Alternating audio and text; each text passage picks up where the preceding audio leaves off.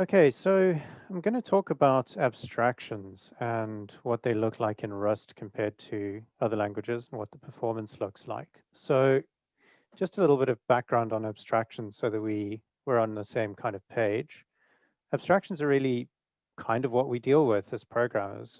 They're higher level concepts, and it's a way that we go and ignore essentially the irrelevant parts of the problem and focus on the detail that's important.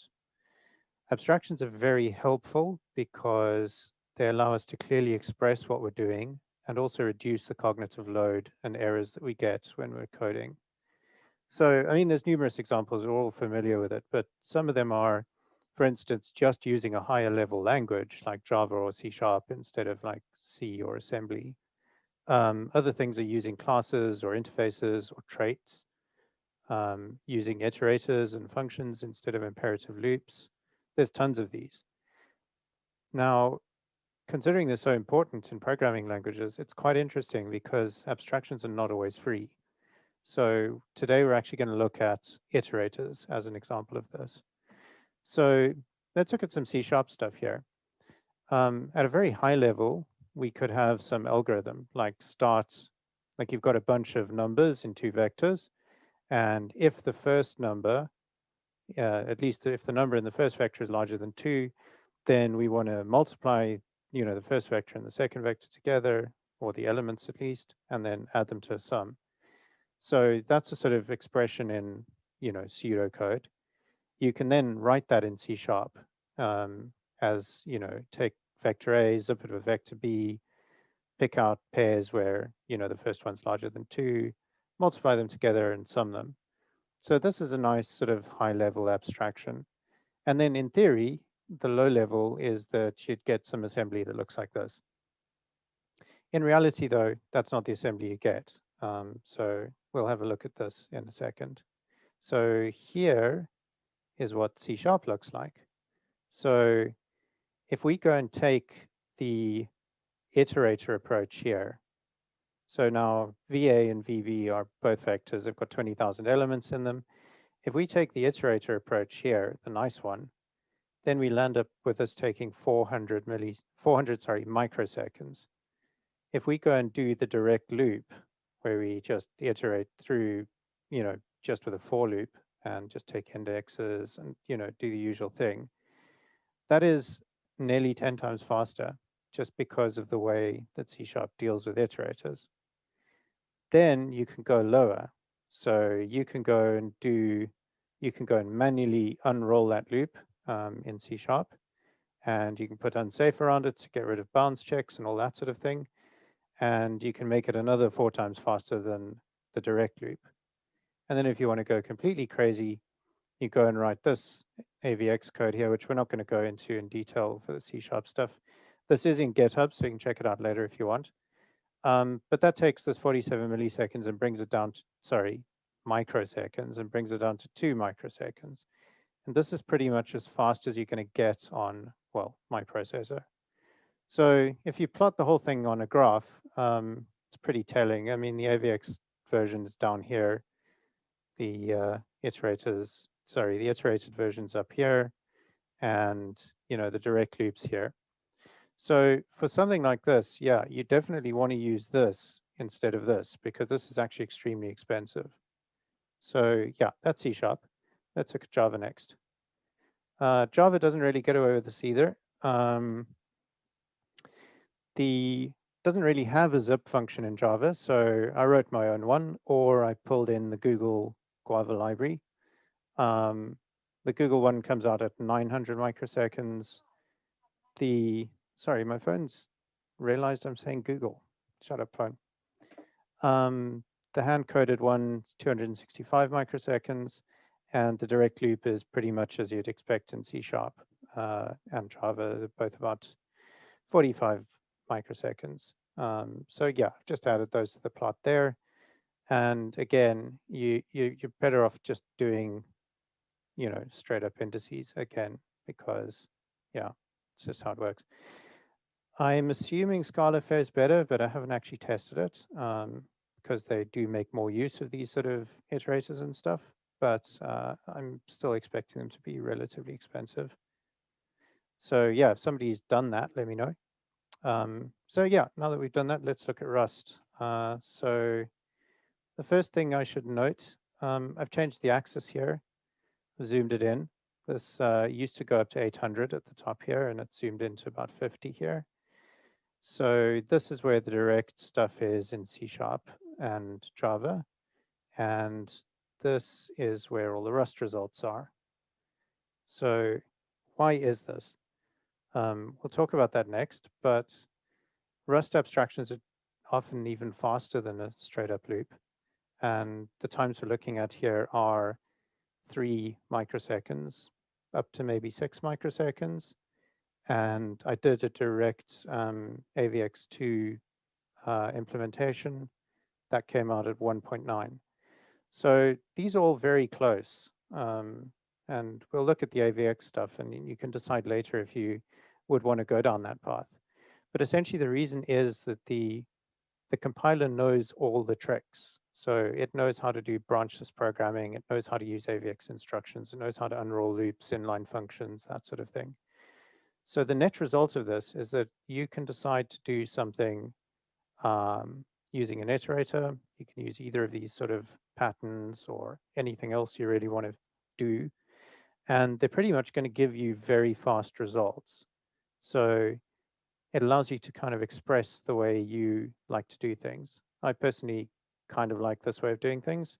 It's very easy to understand, and you don't run into issues where you're going to run off the end of the array or anything strange like that. So yeah, next we'll talk a little bit about what SIMD instructions look like, and actually look at some of the support that we have in Rust for them. So as a quick refresher of what SIMD is, single instruction, multiple data, it's essentially modern processors have very wide registers that you can use so that you can actually do operations on multiple data elements at the same time. So if you've got, you do one instruction and you operate on like 4 or 8 items. So if we look at SSE2, this is the older one. The registers you'll see in a debugger are called XMM registers. They're 128 bits wide. These are available on all Intel and AMD processors. If you have a 64-bit one and you're doing 64-bit code, it's pretty standard. You're pretty safe using this for everything. And it allows you to get 4 32-bit ints or floats into a single register. Then AVX is the newer one.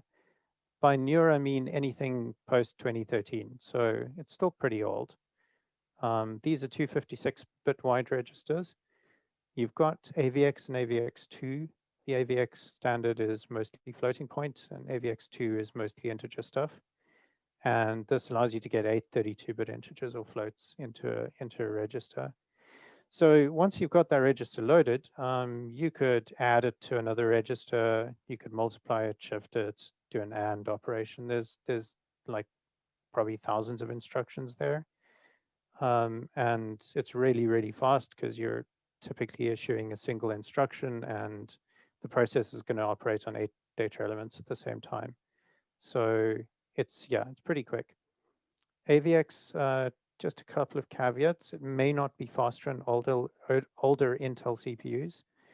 They have some issues with clocking. They also don't like doing unaligned loads and things like that. But on more modern hardware, that really isn't a problem. And if you do feel like you want to use AVX instructions, it's a little easier to use than SSE because they're non-destructive. They don't overwrite themselves, the registers. So, but yeah, you'll see that when you get into it if you're kind of interested in that. So in Rust, this is kind of the interesting stuff. It's an area that's rapidly evolving. You can just ignore the code on the right for the time being, and we'll talk about what's available on Rust at the moment. So there's currently stuff on stable Rust, there's stuff on unstable Rust, there's some future stuff that's happening, and we'll talk about whether you should use it. So currently on stable Rust, you don't actually need to do these sort of AVX instructions directly most of the time, because if you're happy with the 3 or 4 microseconds for that loop, and you don't want to get down to 2, um, LLVM will automatically vectorize loops and use these sort of instructions anyway, provided you tell it what processor you're using. So if you target the correct processor by changing your cargo config in your project or Rust flags, you set target CPU to native, it'll use whatever's on your machine. If you set target CPU to a specific one, like Skylake, that does support AVX2, it will also generate those instructions. There's some good documentation in standard Arch. The documentation in standard Arch will tell you how to detect processes and do those sort of things. If you do want to get lower level, currently on stable, the only way to really do it is to use intrinsics, and only x86-64 Intel is supported. And they are luckily the same intrinsics as in C++, so there's good documentation and stuff. This is very unsafe and it is very low level, and you've got to go read the Intel intrinsics guide, and there's various other references as well to understand what's going on. You've got some crates like SIMDs for slightly higher level code if you want it. But yeah, that's pretty much what you've got. And then you can produce code that looks like this, which, yeah, it is faster, but it's a lot less maintainable. Currently on unstable Rust, you've also got intrinsics for ARM, WebAssembly. WebAssembly is going to have intrinsics as well, and various other things. So that's going to be pretty cool when they start stabilizing some of this stuff. You've also got inline assembly for most platforms, including ones that don't have intrinsics. And then you've got some cool crates like faster and packed SIMD for higher level code. And that stuff really simplifies this kind of thing, but it's not available on stable yet because this is a very active area and changes are expected. So they're not going to stabilize stuff until they're really certain that they have got the right approach.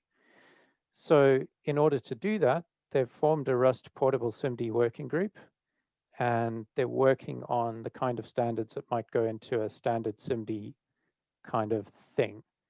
And that will allow for you to have like a generic set of instructions and vectors that work across different processors like ARM and Intel and those sort of things. Because there's a lot of stuff which is similar, but every instruction's different, and then the way things are packed and aligned is different. So it's a hugely complex problem, and it's going to take a little bit of time for them to solve, but I think we're going to get there at least at some point. So the question is, yeah, should you use this stuff? The answer is maybe. So if we looked at the algorithm that we had before and we compare it to this thing that we've got here on the right, the very simple iterator approach was only about twice as slow as this. So the relative benefit of doing this sort of stuff here is a lot lower than the relative benefit of doing this sort of stuff in a language like C#. If you do it in C#, it's literally 20 times faster. If you do it in Rust, it's only 2 times faster. So perhaps it isn't worth it. However, if you have got something which is extremely performance critical, and it's really going to make a big difference to your life, it's going to make a massive difference to your product or something, maybe it's worthwhile actually getting into this and doing this sort of stuff. A lot of this says, it's unsafe because the compiler can't verify, what these instructions do. They could, if you don't have the correct processor, like if you've got a really old processor and you issue this instruction, it will crash. Likewise, this thing where we're loading stuff from a pointer into a register, this is a load U instruction, so it's load unaligned. If you change this to a load, that will crash. But it won't crash every time. It'll only crash when the pointer happens to not be aligned with a 256-bit alignment. So sometimes it will work and sometimes it won't. And when it doesn't, you'll just get a seg fault. So a lot of these instructions aren't really fundamentally unsafe, but they do things that Rust would consider unsafe. So there's casting, and you've got to understand what sort of variables you have, and you've got to understand the kind of conversions that are going to happen internally. So these are all things that Rust can't verify, so they all, at the moment, go into a big unsafe block. One thing I'd like to highlight here, this is a very useful thing. Chunks exact is really, really useful. So if you've got two slices and you want to take, 8 items at a time, chunks exact is really cool because it'll give you 8 items. And then, you can let it do the loop accounting there. And then we can just do stuff like load those 8 items into a vector and do the operations we want there. So yeah, that'll give you the 8 bits that are there, and then you just need to do something with the remainder. So in that case, we just call into another function that adds up the last 3 or whatever. So yeah, that's kind of like SIMD and Rust. Rapidly evolving, quite interesting. If you want to learn some x86 assembly stuff, it's not a bad place to go and fiddle. So yeah, some conclusions briefly, because we don't have too much time. Abstractions are very expensive in some languages. So for all developers, I think it's really important to know how to identify opcode paths, because a lot of people get told that these abstractions are expensive, and then they'll go back into their favorite language and start replacing every single iterator with a loop. And that's really the wrong approach, because you don't need to do that. You've got to identify where the hot code paths are. So if you're doing very little work inside the loop and you're doing it lots and lots of times, then the loop itself becomes important. If you're doing something expensive inside the loop and you're going through it 10 times, then it doesn't matter. Then just use the iterators. So that's one thing I really want to stress. Figure out and know how to identify where the hot code paths are. So yeah, use classic loops for those and use abstractions elsewhere. Know how to do micro benchmarking and profiling. That's another really important thing. People don't necessarily understand where the hot code paths are because they don't understand how to use tools to identify where they are. You can only do so much by inspection. Then if it's a really hot loop, you could consider doing some more aggressive optimization. So it could be SIMD, or if you're in C# or Java, you can actually use some of the classic optimization techniques like loop unrolling. The JIT compiler is in a hell of a hurry, and it won't actually do those for you. As things improve, the JIT compiler is starting to do slightly more stuff, but it's got nothing on like Rust or C++. It's just in too much of a hurry. You've seen how long C++ and Rust and so on take to compile. There's a reason for that. The compiler is doing a lot of work to make stuff fast. So in Rust, yeah, the equations are a little bit different. Use the abstraction, they're fast. And sometimes it's even faster than using a direct loop because the compiler is able to see what variables aren't being changed and what are mutable and those sort of things. And it's able to do some optimizations, which often result in the loop being extremely fast. The other thing is target the right CPU. Rust won't use those instructions unless you tell it it can. So, if you're building your software for AWS or something like that, you can just go and use AVX because all their Xeons are modern. Let the compiler do all of the hard work. And yeah, if you want to check your assembly, you can add -- emit ASM on your cargo config or your Rust flags. Check out godbolt.org. I want to give this a little bit of a plug. This is a tool which decompiles C++ and shows you assembly, and you can go and check it out for different processes and so on. But the thing is, they also support Rust, so that's really cool. So if you want to go and just copy and paste some code in there and see what it compiles to in assembly and go and tweak it a bit in there, absolutely an awesome tool for that. Then for benchmarking Rust, Criterion is an excellent crate that allows you to do some really cool stuff.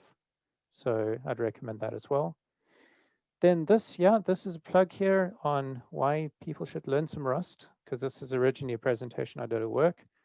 And yeah, the reasons for that, simply a language that empowers everyone to build reliable and efficient software. And I think the way it deals with iterator abstractions are a demonstration of that. It's also Stack Overflow's most loved language. Yay, hope it wins again this year. There's quite a lot of a learning curve, but it's really useful outside of Rust too.